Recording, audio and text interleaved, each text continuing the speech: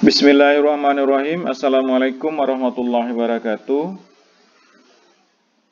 Kembali kita akan membahas tentang konsep administrasi. Definisi administrasi. Awal mula istilah administrasi berasal dari bahasa Latin, yaitu ad dan ministrit, yang artinya pemberian bantuan atau jasa. Dalam bahasa Belanda, itu adalah administratie.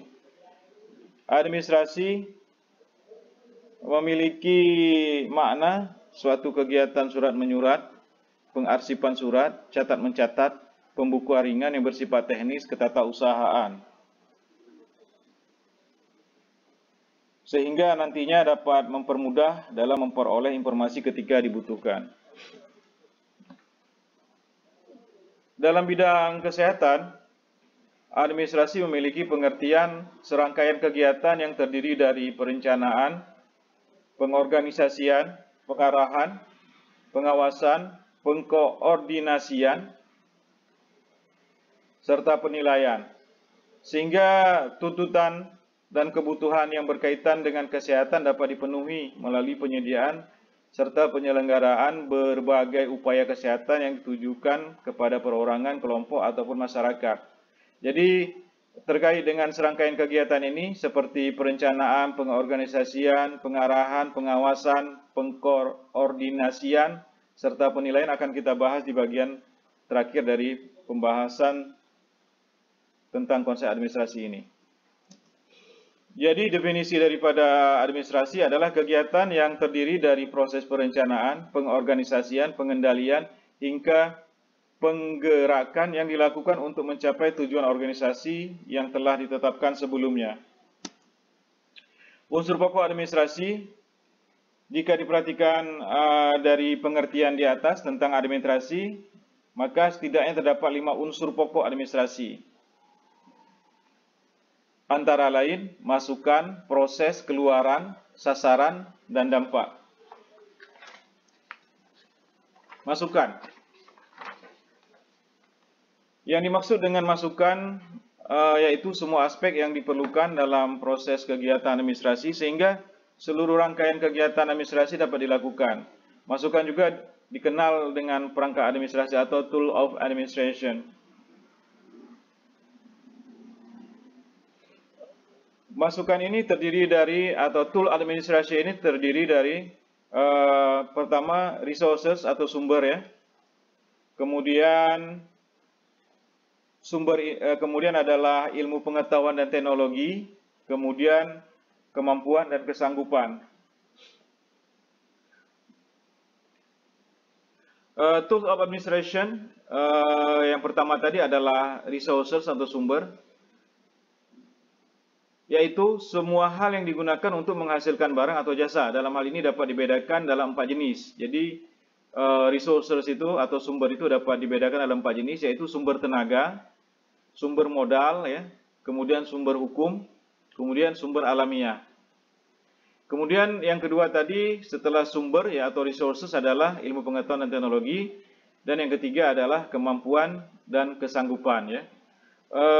Kemudian selain 3 hal yang saya sebutkan tadi, unsur-unsur masukan dalam administrasi juga terdiri dari, yaitu manusianya ya, kemudian kekuatan uang atau money, kemudian metode, kemudian material ya, atau bahan-bahan, kemudian mesin atau peralatan atau mesin-mesin ya, kemudian market yaitu pemasaran atau pasar ya.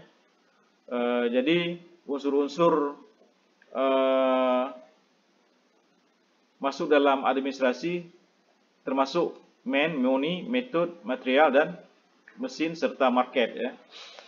Oke.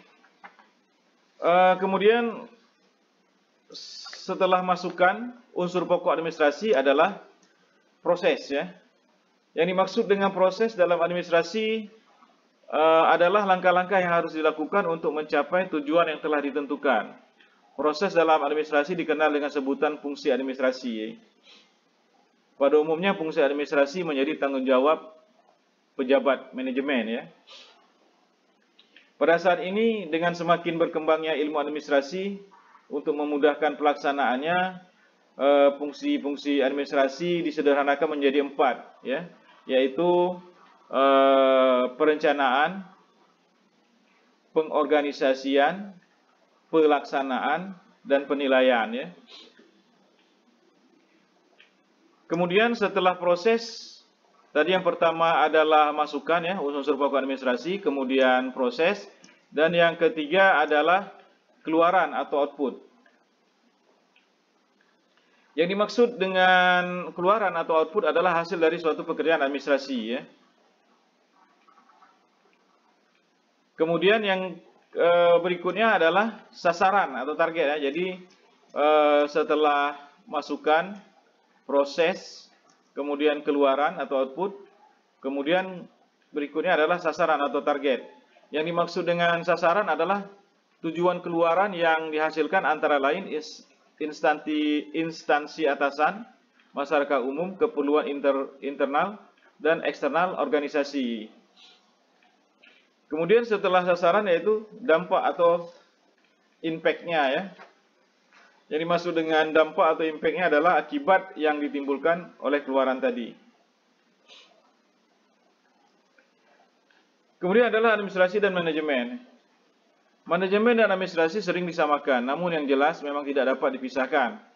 Perlu dibedakan pengertian administrasi dalam arti sempit, yaitu tata usaha, pekerjaan perkantoran, office work, ya, dengan administrasi dalam arti luas, yaitu manajemen keseluruhan, asas manajemen, proses manajemen, fungsi manajemen, dan kelembagaan. Untuk itu ada dua pendapat yang ditemukan, yaitu administrasi berbeda dengan manajemen. Pendapat pertama ini membedakan administrasi dengan manajemen. Untuk itu ada dua pendapat pula yang ditemukan, yakni administrasi lebih rendah dari manajemen, kemudian administrasi lebih tinggi dari manajemen.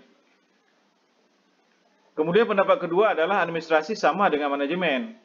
Pendapat kedua ini tidak membedakan administrasi dan manajemen. Menurut pendapat terakhir ini, kedua istilah tersebut sering dipakai secara bergantian untuk macam kegiatan yang sama.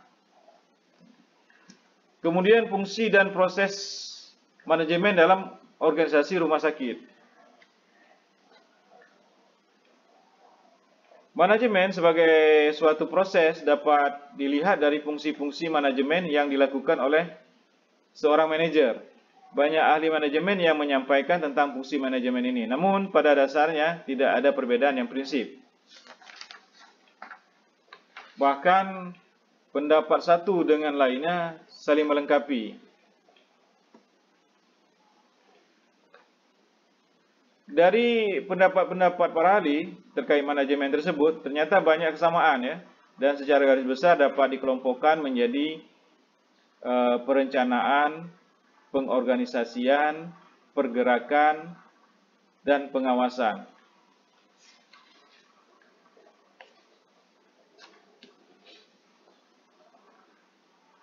Pertama adalah fungsi perencanaan atau planning.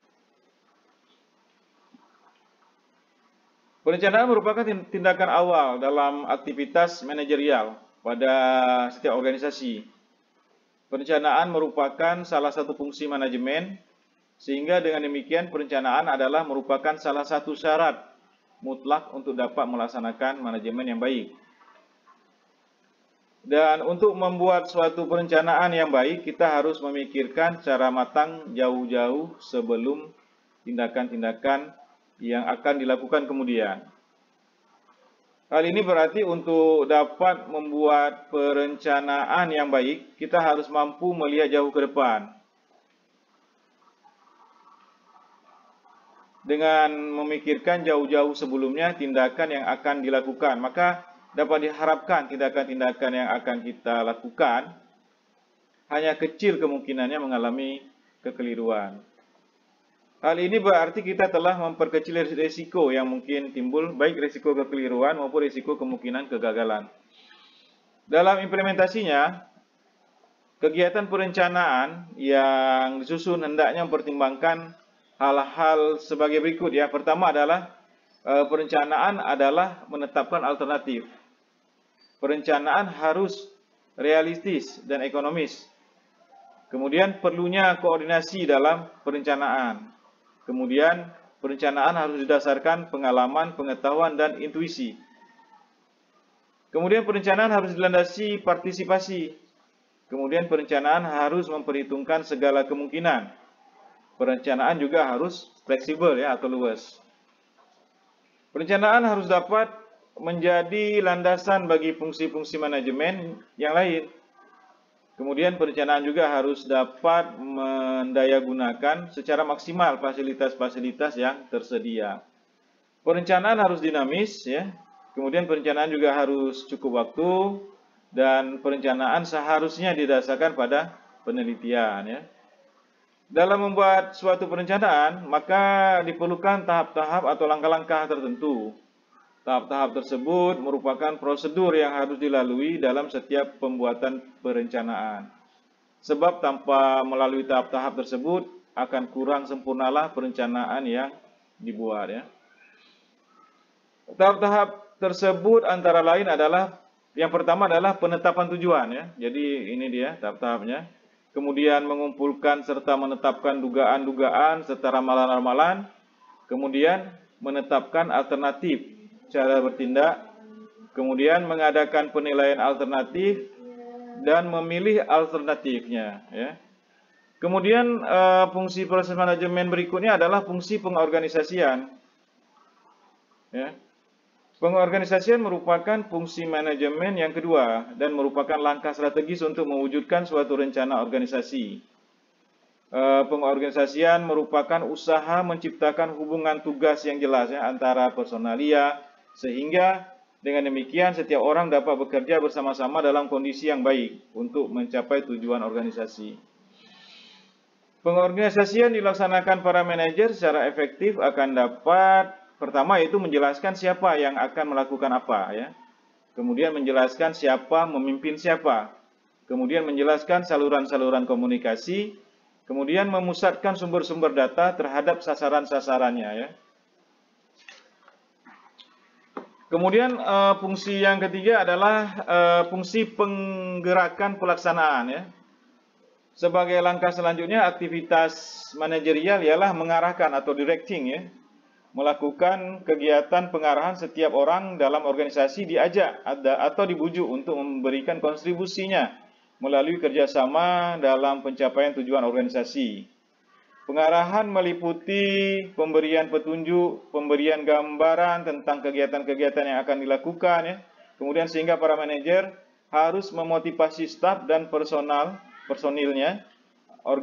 organisasi agar secara sukarela mau melakukan kegiatan sebagai manifestasi rencana yang dibuat ya. Jadi sebagai manifestasi rencana yang dibuat. Selanjutnya yaitu koordinasi ya. Koordinasi adalah salah satu fungsi manajemen. Dalam organisasi, keberadaan pengorganisasian sangat penting bagi terintegrasinya seluruh kegiatan organisasi untuk mencapai tujuan. Koordinasi di sini dipahami sebagai usaha penyesuaian bagian-bagian yang berbeda-beda agar kegiatan daripada bagian-bagian itu selesai pada waktunya dan dapat memberikan sumbangan usahanya secara maksimal untuk mencapai tujuan secara keseluruhan. Segala aktivitas dari masing-masing unit harus sinkron satu sama lain, sebab semua level manajemen memerlukan adanya koordinasi dalam tindakan untuk mencapai tujuan organisasi. Kemudian yang terakhir adalah fungsi pengawasan dan pengendalian. Sebagai salah satu fungsi manajemen, pengawasan merupakan tindakan terakhir yang dilakukan para manajer pada suatu organisasi. Pengawasan atau controlling merupakan proses pengamatan atau pemantauan terhadap pelaksanaan kegiatan organisasi untuk menjamin agar supaya semua pekerjaan yang sedang dilakukan ya berjalan sesuai dengan rencana yang telah ditentukan sebelumnya. Dengan pengawasan diharapkan penyimpangan dalam berbagai hal dapat dihindari sehingga tujuan dapat tercapai. Apa yang direncanakan dijalankan dengan benar sesuai hasil musyawarah dan pendayagunaan sumber daya material akan mendukung terwujudnya tujuan daripada organisasi. Oke, saya kira itu saja materi terkait dengan konsep administrasi. Mudah-mudahan dapat dipahami. Saya tutup saja materi kita hari ini. Assalamualaikum warahmatullahi wabarakatuh.